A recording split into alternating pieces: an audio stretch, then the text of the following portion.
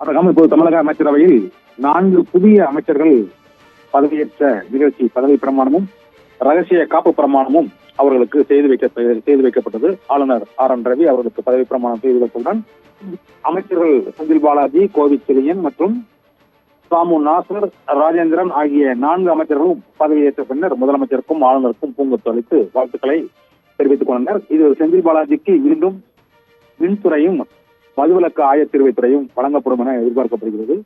உயர்கல்வித்துறை அமைச்சராக தஞ்சாவூர் மாவட்டத்தைச் சேர்ந்த திருவிடைமருதூர் தொகுதி MLA கோவிச்செழியன் பொறுப்பேற்பார் என எதிர்பார்க்கப்படுகிறது. கடந்த முறை அமைச்சரவையிலிருந்து நீக்கப்பட்ட ஆவடி சாமு நாசருக்கு சிறுபான்மையினர் நலத்துறை செஞ்சி மஸ்தானிடம் வந்து அமைச்சரவையிலிருந்து நீக்கப்பட்டிருப்பதால் அவர் வகித்த துறை ஆவடி சாமு நாசருக்கு வழங்கப்படும் என எதிர்பார்க்கப்படுகிறது. சேலம் மாவட்டத்தில் ஒரே ஒரு சட்டமன்ற உறுப்பினரான பனைமரத்துப்பட்டி தொகுதி MLA ராஜேந்திரனுக்கு சுற்றுச்சூழல் துறை ஒதுக்கீடு செய்யப்படும் என எதிர்பார்க்கப்படுகிறது.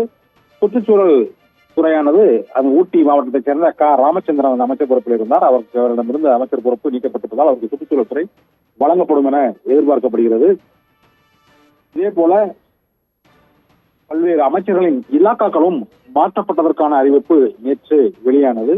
புதிதாக துணை முதலமைச்சராக பொறுப்பேற்றுள்ள உதயநிதி ஸ்டாலினுக்கு திட்டம் மற்றும் வளர்ச்சித்துறை, முதலமைச்சரிடமிருந்த திட்டம் மற்றும் வளர்ச்சித்துறை அவரிடம் வழங்கப்படும் என எதிர்பார்க்கப்படுகிறது. இதனால் கடந்த பல நாட்களாகவே அமைச்சரவை மாற்றம் தொடர்பாக பல்வேறு தகவல்கள் வெளிவந்த சூழ்நிலையில் புதிய அமைச்சர்கள் 4 பேர், நீக்கப்பட்ட அமைச்சர்கள் 3 பேர் மற்றும் இலாக்காக்கள் மாற்றம் செய்யப்பட்டது 5 பேருக்கு என்று அமைச்சரவை மாற்றம் நிறைவடைந்திருக்கிறது. தமிழக அரசில் 3 ஆண்டுகளில் 5வது முறையாக இந்த அமைச்சரவை மாற்றம் நடைபெற்றிருக்கிறது. அமைச்சர்களின் துறைகளை மாற்றம் செய்வது தொடர்பான முதல்வரின் பரிந்துரைகளை ஆளுநர் ஒப்புதல் அளித்திருக்கிறார். அந்த ஒப்புதலின்படிதான் உயர்கல்வித்துறை அமைச்சராக பொறுப்பு வகித்த பொன்முடிக்கு வனத்துறை அமைச்சராக அவர் மாற்றப்படுகிறார். இதேபோல சுற்றுச்சூழல் துறை அமைச்சராக இருந்த மெய்யநாதனுக்கு பிற்படுத்தப்பட்டோர் மற்றும் மிகவும் பிற்படுத்தப்பட்டோர் மற்றும் சீர்மரபினர் நலத்துறை அமைச்சராக அவர் மாற்றம் செய்யப்பட்டிருக்கிறார். ஆதிதிராவிடர் நலத்துறை அமைச்சர் கயல்விழி செல்வராஜ் மனித வள மேம்பாடு மற்றும் முன்னாள் படையினர்கள் நலத்துறை அமைச்சராக அவர் நியமிக்கப்பட்டிருக்கிறார். வனத்துறை அமைச்சர் மதிவேந்தனுக்கு ஆதிதிராவிடர் மற்றும் பழங்குடியினர் நலத்துறை அமைச்சராக பொறுப்பு வழங்கப்பட்டிருக்கிறது.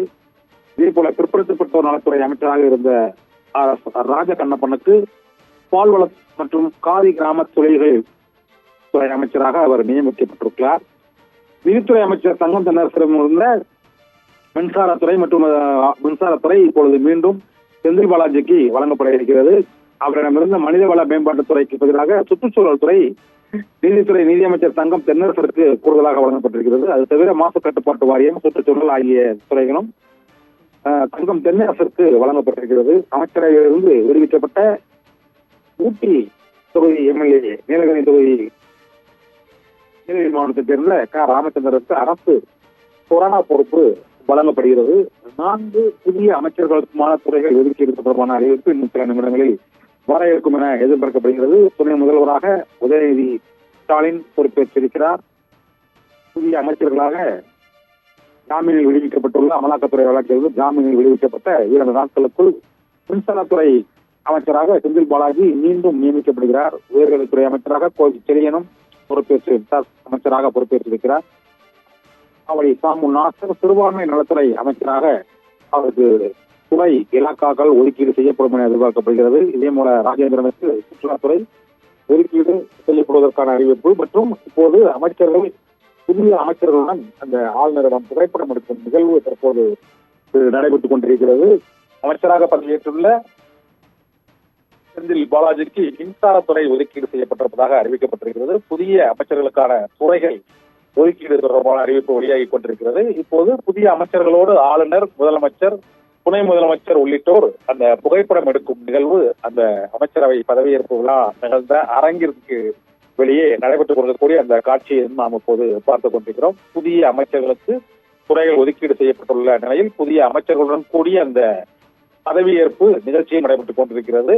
அந்த புகைப்படம் எடுக்கும் நிகழ்வும் தற்போது நடந்து முடிந்திருக்கிறது. ஆவடி சாமு நாசர் கடந்த முறை அமைச்சரவையிலிருந்து நீக்கப்பட்டு மீண்டும் அமைச்சராகி இருக்கிறார். அவருக்கு செஞ்சி மஸ்தானுக்கு ஒதுக்கப்பட்ட அந்த சிறுபான்மையினர் நலத்துறை தற்போது அவருக்கு ஒதுக்கீடு செய்யப்பட்டிருப்பதாக அறிவிக்கப்பட்டிருக்கிறது. இதே போல செந்தில் பாலாஜிக்கு ஏற்கனவே வழங்கப்பட்டிருந்த அந்த மின்சாரத்துறை மற்றும் மதுவிலக்கு ஆயத்தீர்வைத்துறை முத்துசாமியிடம் இருந்தது.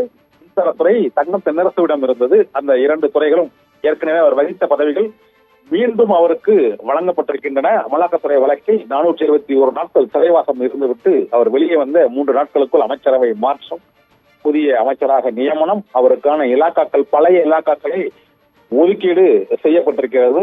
இதே போல பனைமரத்துப்பட்டி இரா ராஜேந்திரனுக்கு சுற்றுலா மற்றும் கரும்பு ஆயத்தீர்வை ஆகிய துறைகள் ஒதுக்கீடு செய்யப்பட்டிருப்பதாக அறிவிக்கப்பட்டிருக்கிறது. அமைச்சர் சாமு நாசருக்கு சிறுபான்மை மற்றும் அயலக தமிழர் நலத்துறை, இது செஞ்சி மஸ்தான் வகித்திருந்த அதே துறை சாமு நாசருக்கு வழங்கப்பட்டிருக்கிறது. இதனால் சிறுபான்மையினர் நலத்துறை அமைச்சராக சாமு நாசர் நியமிக்கப்பட்டிருக்கிறார்.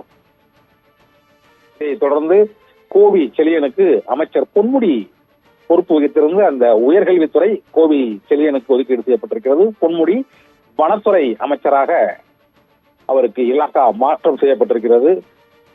பனைமரத்துப்பட்டி ராஜேந்திரன் சுற்றுலாத்துறை, செந்தில் பாலாஜிக்கு மின்சாரத்துறை மற்றும் மதுவிலக்கு ஆயத்தீர்வைத்துறை, கோவி செழியனுக்கு உயர்கல்வித்துறை, சிறுபான்மை நலத்துறை அமைச்சராக ஆவடி சாமு நாசர் ஆகியோருக்கு அந்த இலாக்காக்கள் ஒதுக்கீடு செய்யப்பட்டிருக்கிறது. இலாக்காக்கள் மாற்றம் செய்யப்பட்ட தொடர்பான அறிவிப்பு நேற்றே வெளியானது. இன்று புதிதாக அமைச்சர்களாக பொறுப்பேற்ற 4 பேருக்குமான துறைகள் தற்போது ஒதுக்கீடு செய்யப்பட்டிருக்கிறது.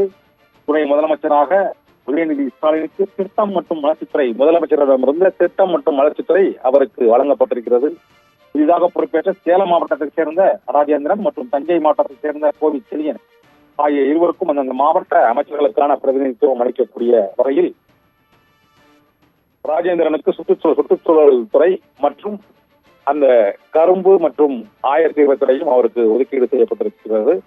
இதே போல மீண்டும் அமைச்சராகியுள்ள சாமு நாசருக்கு ஏற்கனவே குறிப்பிட்டபடி சிறுபான்மை நலத்துறை அமைச்சராக அவர் பொறுப்பு வகிக்கிறார். கோவி செழியனுக்கு உயர்கல்வித்துறை வழங்கப்பட்டிருக்கிறது. 4 புதிய அமைச்சர்களுக்குமான இலாக்காக்கள் ஒதுக்கீடு செய்யப்பட்டு ஆளுநர் மாளிகையில் புதிய அமைச்சர்கள் பொறுப்பேற்றதற்கான புகைப்படம் எடுக்கும் நிகழ்வும் தற்போது நிறைவடைந்து விட்டது.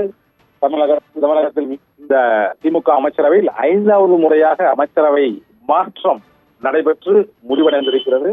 தஞ்சை மாவட்டத்திற்கு அமைச்சர் பிரதிநிதித்துவம் இல்லை என்ற கருத்துக்கு முற்றுப்புள்ளி வைக்கக்கூடிய வகையில் கோவி செழியனுக்கு உயர்கல்வித்துறை அமைச்சர் பொறுப்பு வழங்கப்பட்டிருக்கிறது. திருவிடைமருதூர் தொகுதி சட்டமன்ற உறுப்பினரான கோவி செழியன் அங்கு உயர்கல்வித்துறை அமைச்சராக பொறுப்பேற்கிறார். இதே போல சேலம் மாவட்டத்தில் பனைமரத்துப்பட்டு தொகுதி எம்எல்ஏவான ராஜேந்திரனுக்கு அந்த அமைச்சர் பொறுப்பு வழங்கப்பட்டிருக்கிறது.